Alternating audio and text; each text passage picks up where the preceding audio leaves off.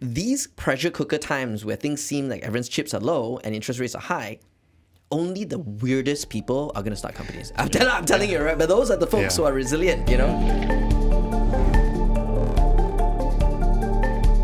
BFM 89.9, good afternoon and welcome to Enterprise Biz Bites. I'm Roshan Kynasson with... It's me, Rich Bradbury.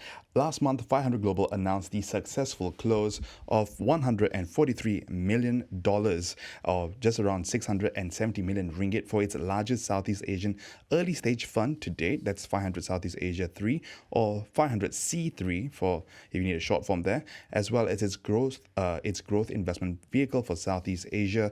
Investors or limited partners in the fund include Malaysian cliques such as Khazanah, Kumpulan Wang Persaraan Diperbadankan, or known as QAP, as well as the EPF, or the Employees Provident Fund. As the name implies, 500 SE3 is 500 Global's third Southeast Asia-focused early-stage fund and aims to invest in 100 pre-seed to Series A startups, providing first checks between $250,000 to $500,000 across Malaysia, the Philippines, Vietnam, Thailand, Singapore, and Indonesia. Will primarily focus on investments in business and AI-enabled technologies that advance rural digitalization, sustainable cities, human and machine productivity, healthcare, food security, and financial inclusivity. Some of the things that we've been talking about quite regularly. Yes, some very, very hot topics in the fold here. Now, for some background, 500 Global has a global portfolio spanning 2,800 companies across more than 80 countries. Over the past decade, 500 Global has backed more than 340 companies across Southeast Asia, and some of their previous investments in the region include checks ranging from $5 million to $20 million in Series C to D rounds of portfolio companies. Some may be quite familiar. Carousel back in 2018, Carsome in 2021, and more recently and very interestingly, eFishery in 2023. More recently, 500 Global released their 500 Global Rise report, which highlights 4 narratives on the next decade of global technology to keep an eye on and potentially tap into some that we mentioned a little earlier, Rich. For more on the future trends to keep an eye on in the next decade and how 500 Global will be deploying its recently raised $143 million in Southeast Asia, we're joined in the studio by Khailee, a managing partner at the US venture capital firm 500 Global and its 500 Southeast Asia family of funds. He's also an owner and board member of the firm. Some of you may be more familiar with his other work, which was the co-founder and former CEO of Says.com. Khailee, welcome to the studio. Well, you guys should join my team and pitch my fund. You know, it's incredibly complete. You know what I mean? Like, it's investment relation teams right here. Something to keep an eye on if we need jobs in the future, Rich. Indeed. So let's start off with the report, Khailee. We can get into the money a little bit later, but I think the future trends is quite an interesting thing to start on. So the stated aim of the RISE report was to learn from the past and consider potential implications for the next decade for tech opportunities and possibly how it could stimulate rising economies. Tell us a little bit about how this report aims to do all that. Yeah, so when we first kind of conceived of this report and wanting to publish it publicly, like we just had one idea in mind. Many people we come across in the investment community and at large, they're surprised on how global the tech world has become. And how many countries and so many people around the world are benefiting and being part of this revolution of technology, if you will. But to put actually numbers behind it, then they say like, wait a minute. Like, for example, some of the stats and the things that we unearthed during the research include like there are 55 countries in the world that have at least $1 billion unicorn. 55 countries, right? And 130 countries in the world have active venture capital investment activity.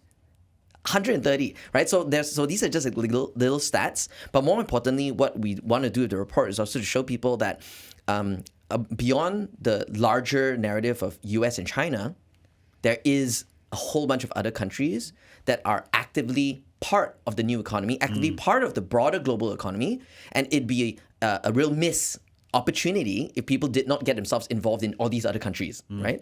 Malaysia included, of course, right? Indonesia and a lot of countries in Southeast Asia also part of that. So what was the process behind identifying promising sectors or industries that the report was focused on? Yeah, we actually began first with like a macro lens that doesn't look at sectors or countries, just look at pure internet users, right? What we discovered was that it took 20 years for the first 2.5 billion internet users to come online. And it only took 10 years for the next 2.5 billion to come online. Now, the next 3 billion at the rate kind of like hardware prices are dropping, data prices are dropping, how cheap smartphones are coming, and so on and so forth, the next 3 billion are coming online as we speak right now. So the question then becomes like, which countries are they coming from? Which sectors are actually like not activated yet? So the next thing we did, we took any country whose real GDP is growing faster than the US. Okay, who are the top 30? And we discovered, okay, these are these countries. Then we saw that like some of these fast-growing countries, what surprises you may think for like, oh, hey, how about Nigeria or something? And they're in there, right? But half of these countries are actually high-earning countries. Canada continues to grow at a rapid clip. South Korea continues to grow very well. So in terms of the high-earning countries, it's like you kind of forgot like those folks, like, you know what I mean? Like they're still in the game in a big way.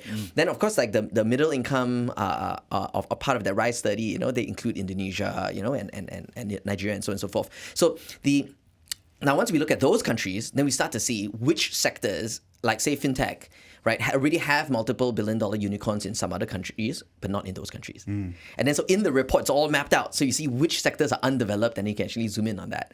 So if anyone actually has a hands on this report, which is a free report, by the way, you can go to 500.co/rise report and download it absolutely for free. We want the world to have this. You almost have like a map of opportunity for the next decade and where you want to place your bets, or at least focus your attention on, or you know, get your business involved in that part of the world. Yeah, no, I'm gonna have to print it out because it's not the slimmest of documents. Oh, it's 100-pager, man. It's 100-pager. We can go deep. There's only so much I can read off my screen after a certain point.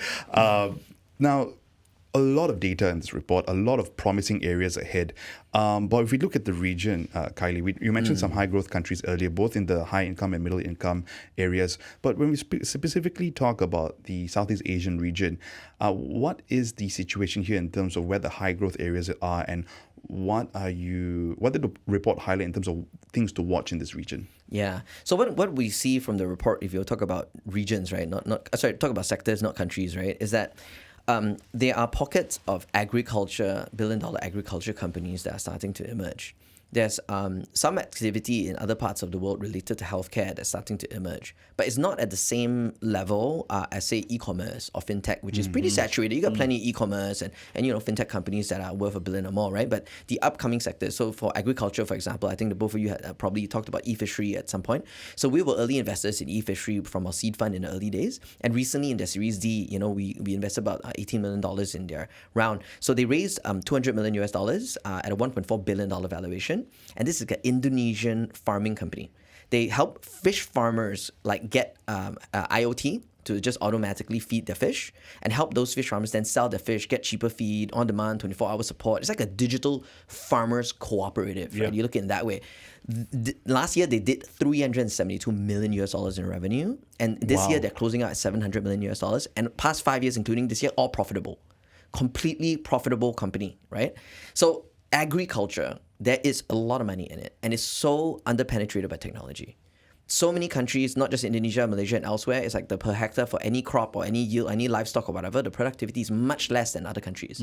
So to the extent that we can find financial, like any kind of like fintech type means or kind of IoT kind of means to increase the productivity, like it's fantastic. The second thing is that like a lot of countries, including Malaysia in the world, like we don't have enough of our own domestic local protein production. So we need to, and food security, right? That's a massive thing.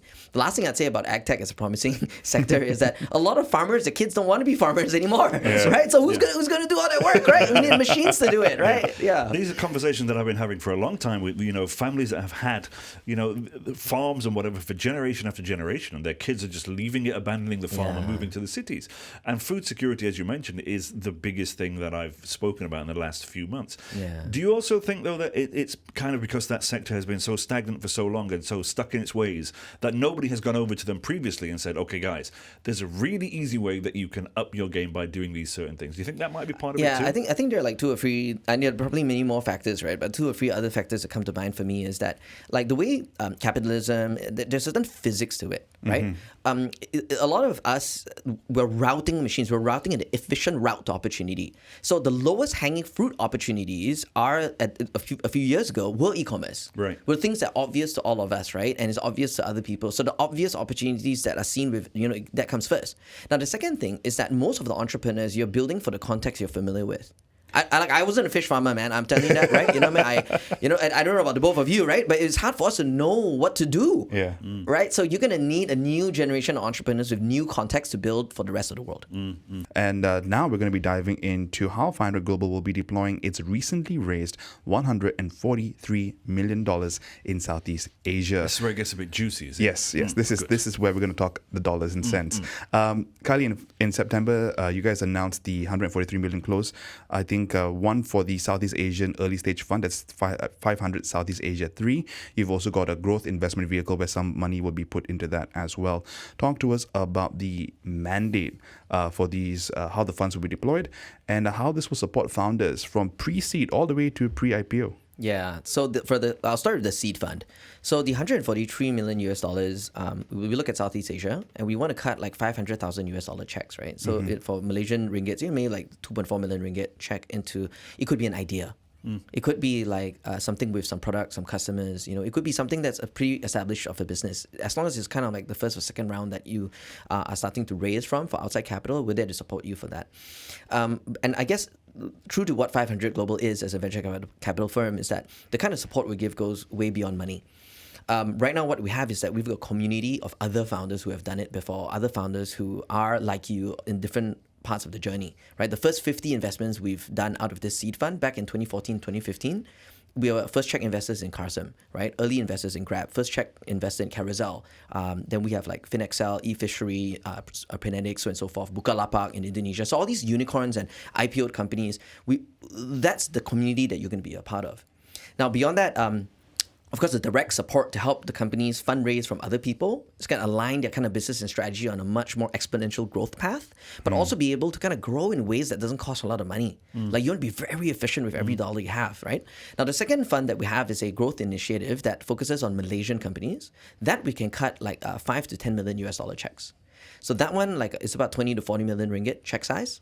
So companies which are ready to go IPO maybe in 2 or 3 years, 5 years and whatnot, like hopefully sooner, we'll be able to kind of support them more directly with that. And we've got a totally different team with different skill sets from private equity, investment banking, and other kind of investment talent to really optimize the growth path and the listing of the company. So those two vehicles, I think, hopefully would be something additional for the region, but also for Malaysia. So $100 million for the Southeast Asia early stage fund. That's right. Another $40 million for the one Malaysia. focused on more senior, more mature startups in the region. Yes. With this, so you started with the early stage with first checks into Grab and all these other companies. Now you're looking at continuing that while continuing to invest in pre-IPO. Is there a scalability to, I guess, the lessons learned from taking companies like Grab and Bukalapak and Carsome all the way to pre-IPO that can make the first checks now, I guess, smoother? Yeah, no, I think first thing I'll say is that we're not specifically looking for pre-IPO in a kind of like banker days, like, oh, the IPO is like 2 months away and let's do the pre-IPO. It's not so much that. It's more like we tend to not want to go too far beyond Series C or D because we've seen actually like the price risk, right, for a lot of companies when they go public, it can go below the listing price. So you don't be caught by that, right? So a lot of the things we've learned from watching how the companies have evolved, all our companies that have gone public have evolved, is we think, hey, look, Series C and D, the penultimate or the pre-penultimate round, like that is the sweet spot. Like you get the sweet spot of like it's safe, it's mature enough of a company, but it's priced at a place that you can still gain, and it doesn't matter what the public stock price is because you protect it because you came in at a cheap enough price, right? So I think that for us, like our sense of pre-IPO is like pre, right? You don't want to be too close to. It's a few year runway at least. Yes, exactly. Maybe 2 or 3 years out or so, right? Now, the funding round, you saw involvement from LPs like Khazanah Nasional, KWAP, Employees Provident Fund. Can you give us a sense of the conversations that were had with investors and LPs to raise this fund, especially given the higher interest rate environment and challenging kind of funding landscape? Yeah, I think we've got a good fortune to have not just Malaysian financial institutions, but also financial institutions from Singapore, Japan, elsewhere, Korea, so on and so forth, right? And I think that for the way sophisticated institutional backers or the GLICs in Malaysia have, they have a lot of sophistication behind their portfolio, right? So they've got a massive portfolio of a lot of other stuff. So the venture stuff is a very, very, very small part of it. But it's also an important part as a catalyst to actually spur the new economy. But it's also part of a journey for them to actually build even more comfort and more expertise within this sector, right, for them. So for us is that we've been friends with them and, just talking to them for years. Like, this isn't like an overnight thing. Like, those institutions, they need to know who you are. They need to see a track record. Like, I've been a venture capitalist for 10 and a half years. Do you know what I mean? And we have a consistent track record from all of our earliest funds that meets their criteria. So they're not in a rush to do any of this, right? They want to be sure that they're doing the right thing. And some of that things take time. So a lot of folks ask me the same question, hey, how'd you get money from all that, man? I mean, no, this is like 6 years, 7 years I've been speaking to them. It's not just, he didn't just suddenly knock on the door and say, hey, give us some money. Yes, and a few of them actually has come in, this is not the first time, they're coming in for the second time. Yeah. Right? So they've already done their experiment a few years ago and they say, okay, I like what you've done. Okay, let me double down, right? So longer sales cycle, right? But and a very important one. You talked about interest rates as well. Yeah. Now here's a crazy thing about venture, right? We studied the post global financial crisis, post 97 Asian financial crisis as well, dot-com bust, and we look at like during those vintages, out of all the different kind of asset classes, venture actually outperforms all of that, including US Treasury bonds, S&P 500, and private equity and so on and so forth. Like the recessionary times have even produced companies like Apple and Microsoft during the energy crisis, right? Like Uber and LinkedIn, right? And so on and so forth. So these pressure cooker times where things seem like everyone's chips are low and interest rates are high, only the weirdest people are going to start companies. I'm telling you, right? But those are the folks who are resilient, And Google was born out of the dot-com bubble. Facebook was born out after the global financial crisis. So was Uber and a lot of other tech startups. So while we're talking a little bit about this, we'll talk a little bit more about the Glicks in a second. If you marry this with the Rise report earlier and you're taking a look at this current expensive capital, valuations coming down, great time to be looking for deals as well. What are you looking at in terms of what could be the next big things going forward? Yeah, so as far as like big things, there are more obvious opportunities where the business models have presented themselves in US or China or India, right? Then you kind of like, you can choose to call it a copycat if you want, right? For example, when we first invested in Carsome back then, like Auto One in Germany has already pioneered that, right? So we did the Auto One of Malaysia or Southeast Asia, the Auto One of India, which is called Cars 24. There's one way to look at it. So for us, there are some obvious models. But what I'm more interested in is the unobvious models.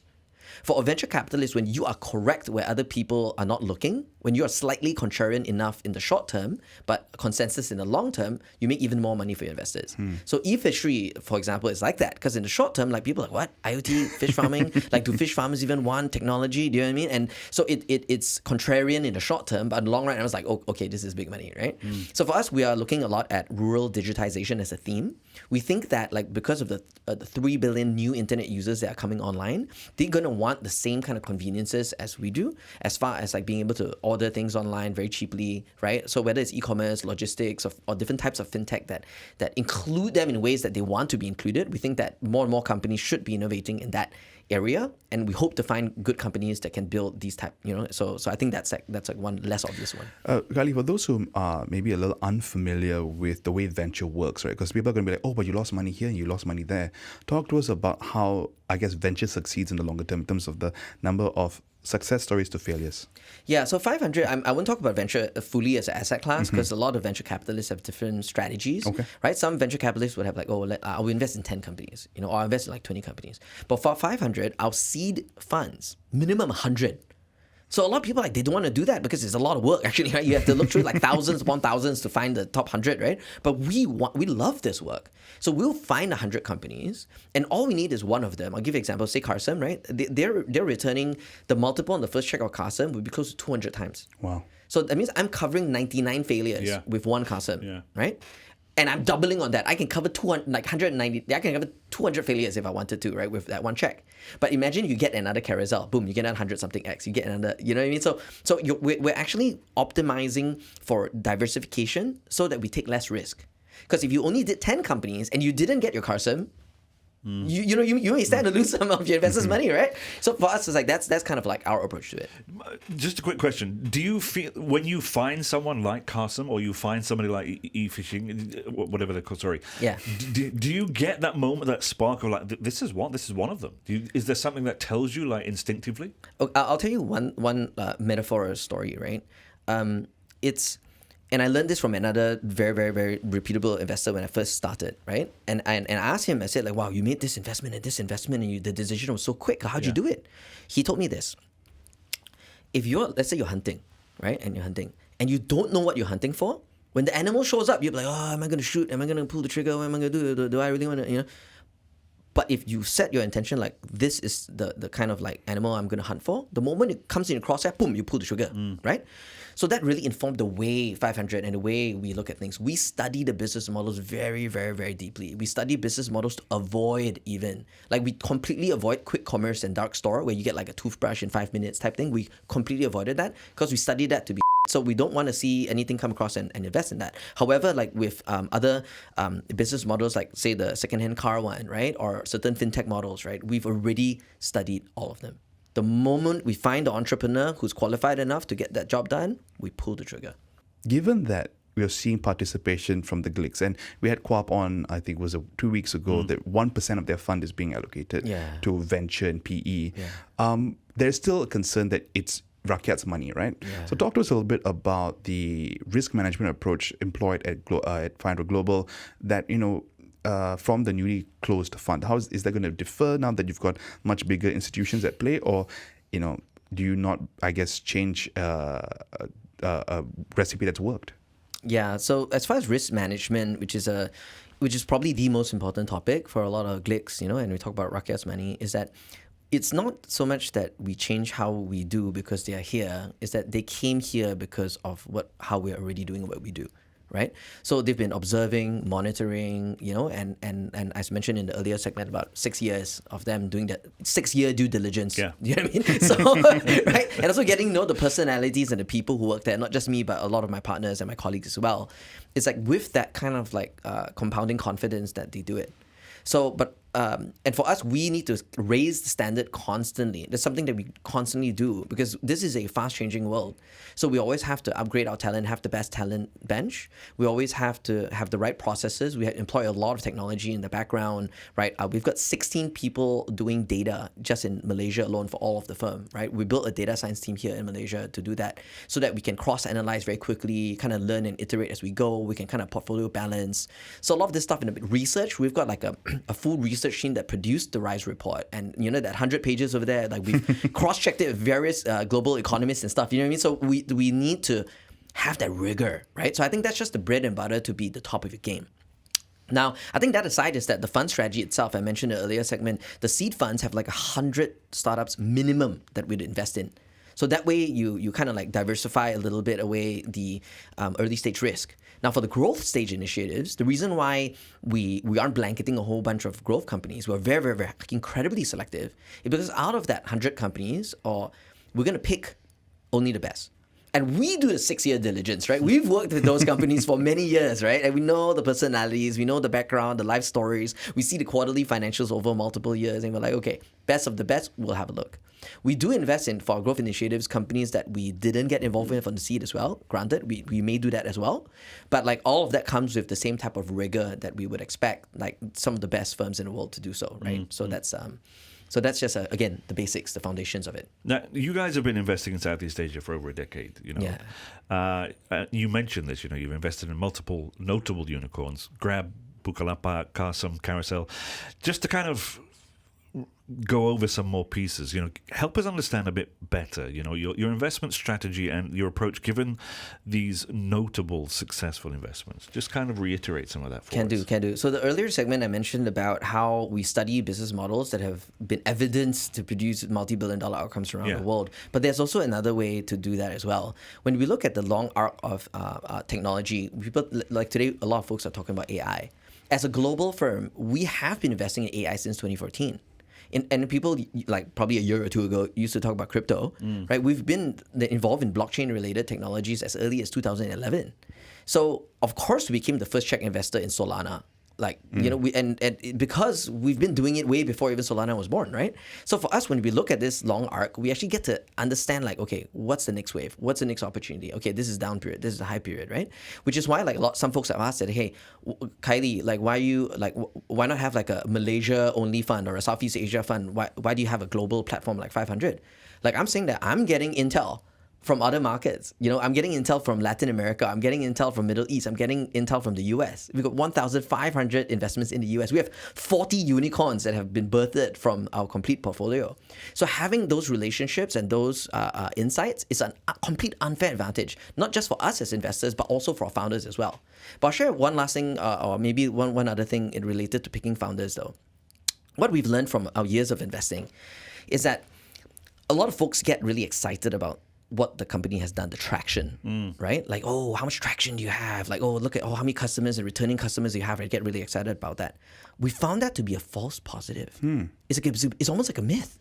And it's very scary when we cross that data. Because when we found our biggest, most significant markups, our biggest outcomes that drive fund returns, a lot of them were just ideas. They had very little traction. But what else did they have is that they had a proven business model that you can call them copycats, but not essentially copycats, but they already have a lot of references that sized up the market, that made it a bit more familiar of a business model. So if you can get in at those types of companies, those patterns, and that kind of informs how we invest in today. We're not totally attracted by just traction alone. We need to make sure that this traction is leading you to somewhere big. I'll kind of make it crispy. The way of saying it is like this. It's easy to find a good idea, but it's a bit harder to find a big idea. Not all good ideas are big ideas, right? So that's kind of like one big lesson from our decade of investing here. I guess it's like in venture, it's not about investing in good businesses, but high growth, high investable businesses as well, which is, again, I guess a key part of what goes into the deal sourcing, right? For you to have 100 companies, invest 100 companies in one fund, means you've got to also manage 100 companies directly or indirectly. Talk to us about what goes into deal sourcing, and I guess give us a few stories in terms of how you found these companies, like eFishery, for example. Yeah, no, we got a range, right? We got a range, right? So in the early days of deal sourcing, it's just like you got to go out there, you got to be on ground. Some VCs say, oh, there's not enough deals in Malaysia, whatever. I said, you get out of the office, like you are in the office, go out of the office. So for us this year alone, we had 3 Cuti Malaysia trips, right? Like we're in Penang, we're in Sarawak, we got to go on ground, right? So I think you got to get that work done. So for eFishery, for example, most recently, it's not just myself. I sent my team there too. I've said, you go 4.5 hours in the van, go and look at the fish farms, right? And then go ask the fish farmers, like when I was on the field, right? I was asking the fish farmers, how much do you make a month? Okay, when did you start your pond? You got to get pretty deep into this. So the kind of kung fu that I train my team here at 500, right, is really a hands-on, hand-to-hand combat, right? There's no desktop, you can't win on the desktop. Get your hands dirty. That's it. That's right? So, but that aside, like, I'll tell you that that over time, like things have changed. Like in the early days, you do more hand-to-hand combat. Right now, we just get a lot of referrals. The way it works is this. If you've a high-quality entrepreneur, somehow they're going to make friends with, say, Eric from Carsome. And they'll be like, hey, Eric, I want to raise money. I want to get some advice. Who should I talk to? Eric's like, hey, let me just WhatsApp Khailee.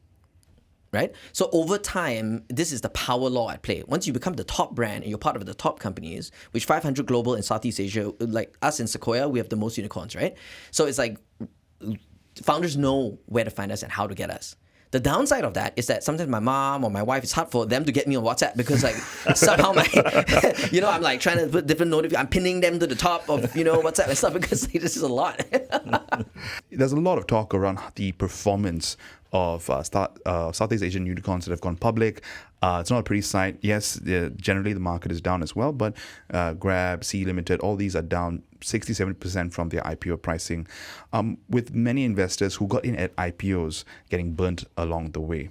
What does this say, I guess, about the future of Southeast Asia startups, tech startups, and venture investment in the region? Well, it's funny, like I was speaking to one of my LPs, our limited partners, which are the people who invest in our funds, right? And I was telling him, say, hey, I heard you got in on the pre-IPO of this one of our companies, right? Like, sorry that it looks like you had lost some money, right? He's like, dude, that's the best performing investment of that year, right? Because the rest of the IPOs he got in was even worse, right? So, I mean, it's a massacre of a vintage for a lot of folks who do that type of investing, which is why for 500 we don't do that type of investing, right? We don't want to take like uncontrollable public market sentiment, and that's not what we do. We want to go long. We have a longer horizon. Each of our funds are 10 years long. But to your point about what it means for Southeast Asia as a whole, like I think it's important to observe where Southeast Asia is in its larger horizon of things, right? We're still in the early innings, right? The past 10 years, we've produced some startups and now they've gone public. Now, the public companies that you've mentioned, they have to prove themselves over the next 10 years. So what we're looking now is just a sliver in time. Then if you think about the next 10 years, how are these companies going to arise? Like what is the substance and the assets of them? Bukalapak, which is a company that we've backed from the earliest days, they are going to be profitable very soon. They've kind of announced it, and every single quarter the results are trending. So they're probably the first to get to that magic mark of being a profitable IPO tech company in Southeast Asia. Then Grab has also been making a lot of good momentum quarter on quarter, so hopefully they get there as well. But these companies, each of them, they have almost like such a strong market position in the region and not too much challenge. And because the region of Southeast Asia as a whole still has so much macro growth, on average it's still 4-5% GDP growth, it's still young population and middle class still growing, the upside across 10 years is massive. So it begets the question then again, it's like in a short sliver of time of say 12 months or whatnot, you feel, oh man, it's a bit up, there's a bit of down, right? But I always tell people, winning is a timestamp. Right? You shift that timestamp, you're losing. You shift the timestamp, you're winning, right? So if you go for a long enough horizon, then I think that the Southeast Asia story is yet to be told, right? So let's hold on to our seats, right? See where that takes us. Okay, so from going regional then to coming local, of course the budget was announced on the 13th, just last week. What are your top line thoughts on the budgets? Yeah, so I think there is some activity, right, in startup land, right? And I think that there's, I think, close to like 400 mil and whatnot, I think with Cradle and such. What I like about the current momentum of the startup ecosystem in Malaysia is a couple of things. Number one, there's never been this many startups or VCs and never been this level of activity in Malaysia ever, right? So we've come from a small base of sorts, but there's a lot of momentum. The second thing is that I think the folks who were involved in putting the budget, they've consulted so many people. It's a very consultative group of people. And so I've been part of a ton of conversations, and a lot of my peers have been as well, to actually inform what's going on. And it doesn't stop there. It's not just announcing a budget. This group of folks in this government are very busy. Like they are working. They are also on ground, right? And they're with us, right? Building it with us, right? So I can only hope for the best for it. We have seen a lot of particular initiatives. My startup, for example, getting some money behind it to consolidate, hopefully defragmentize the current ecosystem when it comes to startups. Was there any particular thing in the budget that caught your attention, either good, complicated, not so good? Okay, well, I'm going to say something potentially controversial, so just bear with me, right? And don't take this out of context, right? So on one hand, it's I think for user experience from a consumer standpoint, we talk about, say, single window, everyone apply through the same window, 100% that's the best thing. If you're engaging with consumers, you want simplicity, you want critical mass, right? Now, on the back end of that, some folks say that, there are too many agencies and maybe you want to consolidate it, so and so forth, right? I said, okay, there's a very strong argument for that. I can agree with it.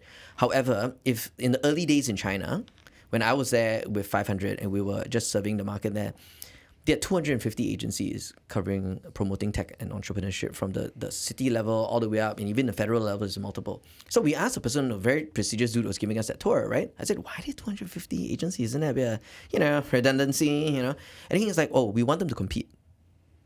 We want them to compete. We want to see who can get the job done. And we want to see which strategies will work, because we don't know which strategies can work. We need different people competing with different strategies. Interesting way of looking at it, yeah. Right? Yeah. So I kind of use that mirror to back to Malaysia now, is that we have various agencies who have deployed different strategies. The bigger question is not that how many agencies exist. It's more like, what strategy did they use? What was that result? What have we learned from that?